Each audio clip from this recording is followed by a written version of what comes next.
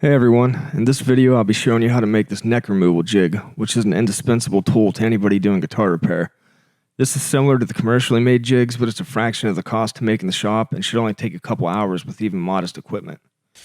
To start, we'll take a 9.5 inch by 16 inch piece of 1/2 inch plywood and mark it dead center at 8 inches. The piece you see here is about 20 inches long, so I'm marking it at 8 and 16 so I know where to cut the extra length off at.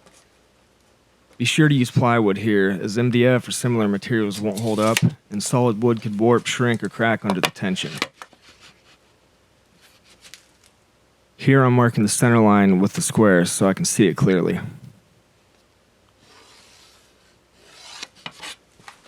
Next, we need to cut a 15-degree angle on both sides, making sure that our widest side will still be 16 inches after the cuts.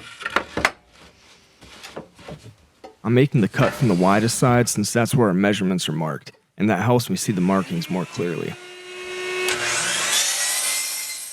I also prefer to keep the workpiece oriented in the same direction for both cuts and change the miter angle to the opposite side of the zero like you see here.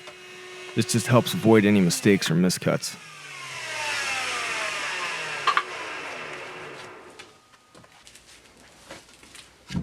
Now we need to mark the length of the fingerboard cutout. I'm marking it at 6.5 inches, which should work for most guitars, but you can go to 7 if you want to be safe. Then we need to mark 1.5 inches from the center line to give us the width for the cutout all the way down to the length mark we just made.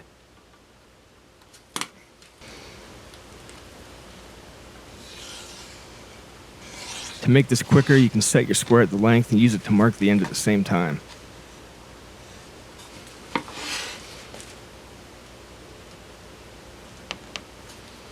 Now that everything's marked, we can take it to the bandsaw and make the cuts.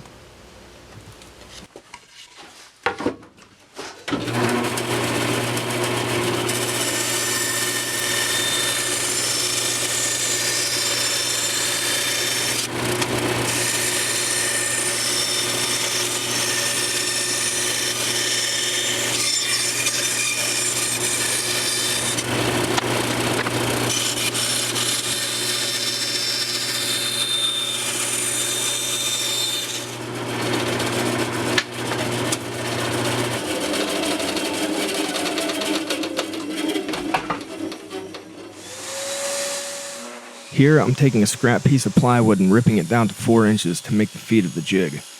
You want this to be at least 8.5 inches long. We're going to cut 4 2-inch pieces from it, and we want to account for the thickness of the blade with that extra 1/2 inch.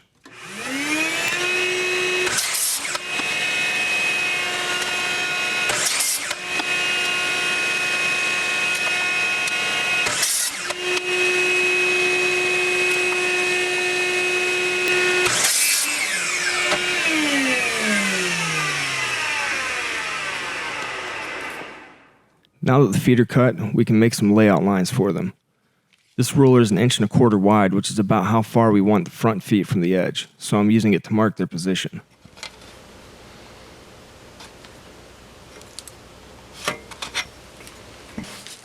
Once those are marked, we can glue and nail the feet in place. The rear feet just need lined up to the rear edge, and their outer front corners should line up with the tapered sides of the jig body like you see here.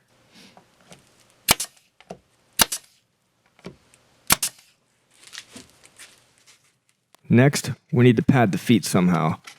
I'm using cork, but you can use leather, neoprene, felt, etc. It just needs to be pliable enough to not cause damage to delicate finishes.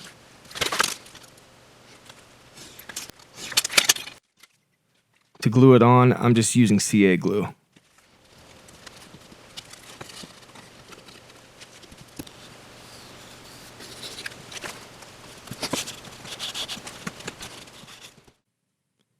Now we need to make the bar that houses the heel tension bolt.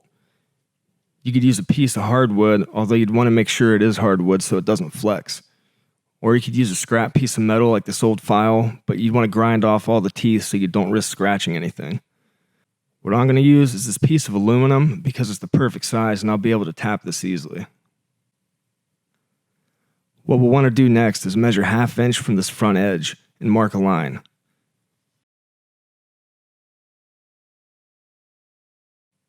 Then mark an intersecting line 1 inch from this outer edge to mark where the holes go. In my case, this aluminum bar already has holes that are almost exactly 1 inch from the edge, so I'm just going to eyeball the position and mark through the existing holes with a drill bit.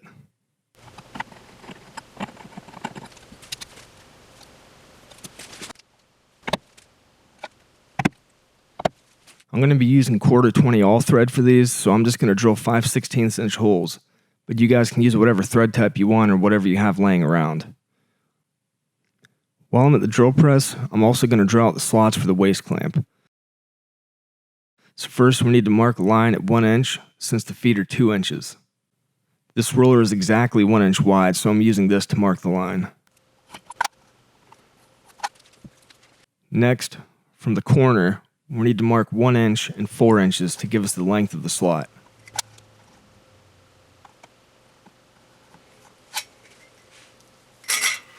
Here I'm drilling the 5/16 holes for the all thread to clear, but in hindsight I would have preferred to drill them undersized and tap them so the all thread could be permanently secured with some thread locker. It would eliminate a bit of fiddling around when mounting the jig. If you use metal and have taps available, I'd recommend doing that here instead. For the heel tensioning knob, you could use a threaded knob like this, but I'm going to use some 3/8-16 rod I have laying around and make my own knob. I think that'll be a bit more substantial than the 1/4-20 and the soft aluminum. So I'm going to drill this to 5/16 and tap it. If you're using steel, 1/4-20 should be okay. If you're using wood, you'll either need a threaded insert or you'll need to chisel out a tight-fitting recess for a bolt and epoxy it in. You just want to make sure to place the bolt or the insert on the side facing the heel or the tension could break it loose. I'm using the wood block to make sure that the bar is flush with the top of my vise, so the holes come out square. For cutting fluid, I'm just using a 50-50 mix of dish soap and water, which is fine for drilling aluminum. Then I'm tapping it for the 3/8-16 rod. I'm starting it on the drill press to make sure that the threads are square, and then I'm finishing it by hand. For the slots, I just drilled a row of holes as close together as I could along the center of the lines we marked.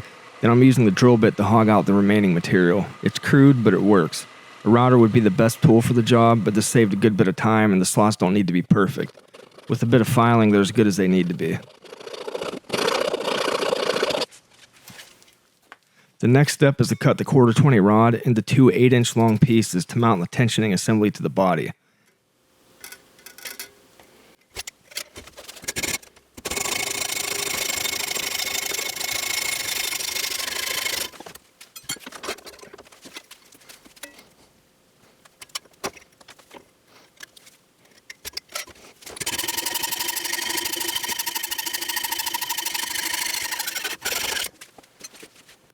After that, I'm cutting a 4-inch length of the 3/8-16 rod for the tensioning knob.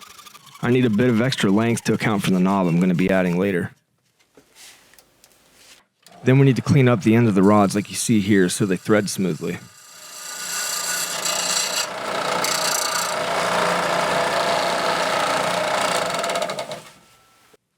With all that done, we can now attach the tensioning assembly to the body.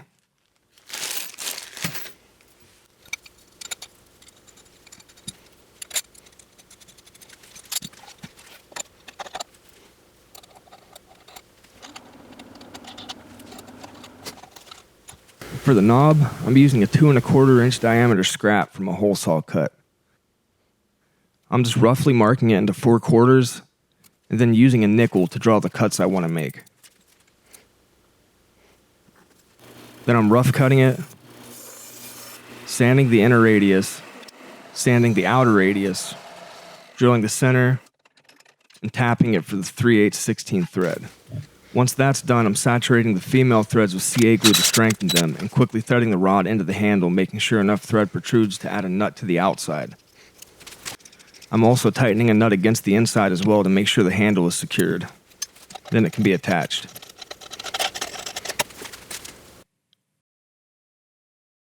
For the heel tensioning call, I'm just going to use a piece of red oak. It's 1 3/4 inches wide, and I'm cutting it to 2 inches long. Then I'm drilling a 3/8 hole about 3/8 deep to receive the tensioning rod. I went ahead and removed some material from this one edge so that it kind of sits flush with this rod here. I didn't want it hanging in. Now there are several ways we could keep this attached. I could drill it in deeper, cut some of this up and add a C-clip by slotting this threaded rod.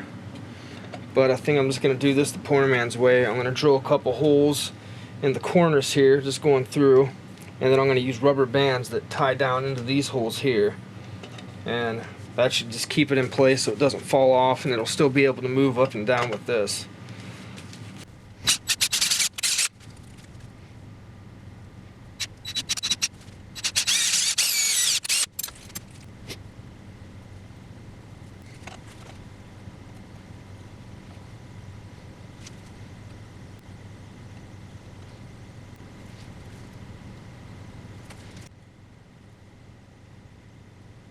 That'll stay in place, it's not going to go anywhere. It's not a perfect way to do it, but it's good enough for this.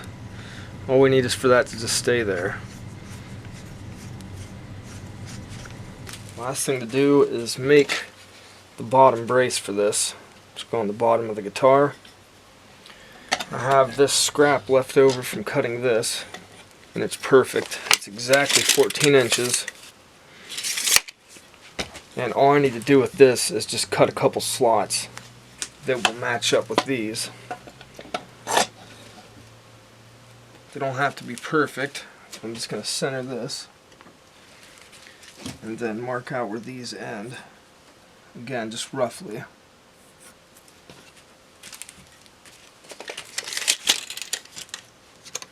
So about 3 inches. And this is about 1 3/4 inches. So go to 7/8 of an inch to make the center.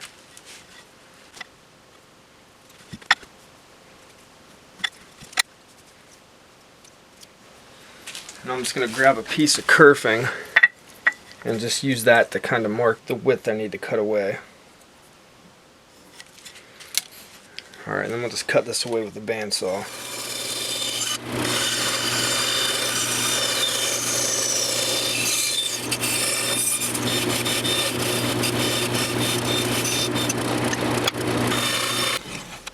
Now I'm just adding some cork to pad the waist clamp.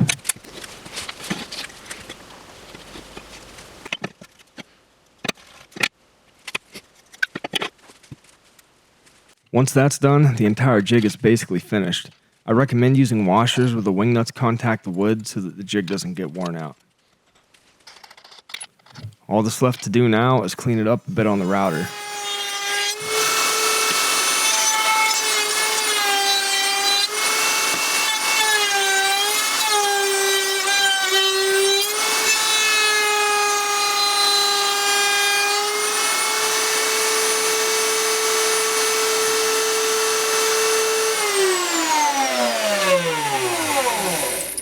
And that's it. This will function just as well as any of the commercial jigs for a fraction of the cost. I hope you guys enjoyed the video and gained something useful from it. If so, you know what to do. If any of you make one of these, I'd love to hear how it worked out and what improvements you think it could use. And if you want to see this one in action, check out one of my upcoming neck reset videos. Thanks for watching.